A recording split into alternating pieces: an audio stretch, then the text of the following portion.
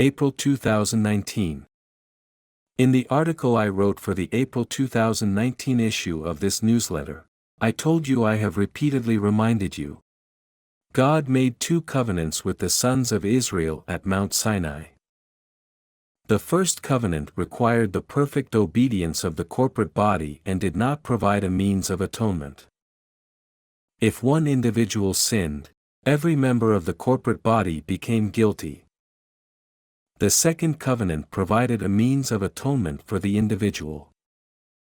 If an individual sinned, his sin could be atoned for, through a sacrificial ritual, but the corporate body still remained guilty. I have also explained these things in The Inheritance of the Believer, Volume 1. Then I showed you some of the things that I explain in The Inheritance of the Believer, Volume 1. I told you. The Inheritance of the Believer, Session 3. The purpose of the Mosaic Covenant was to unify title to the promise that Jacob distributed to his sons. It was to make corporate Israel the heir of the promise, and to establish the terms under which God would fulfill the promise. I reminded you that the inheritance of what was promised is conditioned on the collective obedience, the inheritance of what was promised. Corporate Israel already has the promise, under the Mosaic Covenant. That's the purpose.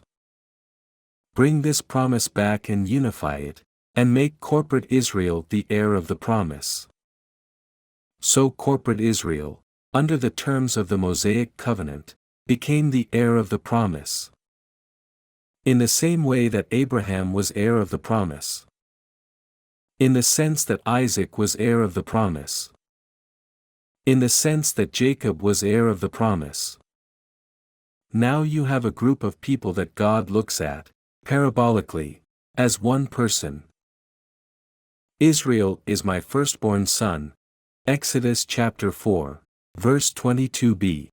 God said that at the time of the Exodus. The Inheritance of the Believer, Session 3. Then I showed you how God made Moses the heir of the promise by cutting off everyone else when the people sinned at Mount Sinai, and how he then made a second covenant with Moses. A covenant in which the people were viewed as members of Moses. A covenant that allowed Moses to hand the promise down to the people once again, by making them corporate Israel and blessing them shortly before he died. I also showed you the blessing of Moses, who was the heir of the promise in his day, and the blessing that Jacob, who was the heir of the promise in his day, bestowed on his sons, and I told you to compare them. My point in showing you both the blessing of Moses and the blessing of Jacob was to make the point that both served the same function. In both cases, the heir of the promise was handing down the promise to the next heir of the promise. I told you the difference is, Jacob divided up the promise and handed down various parts of the promise to his sons. Moses handed down the promise to the tribes of corporate Israel, the heir of the promise. But he did so only after the people ratified yet a third covenant, one in which they became members of the corporate entity rather than members of Moses. Those are a few of the things I have already explained.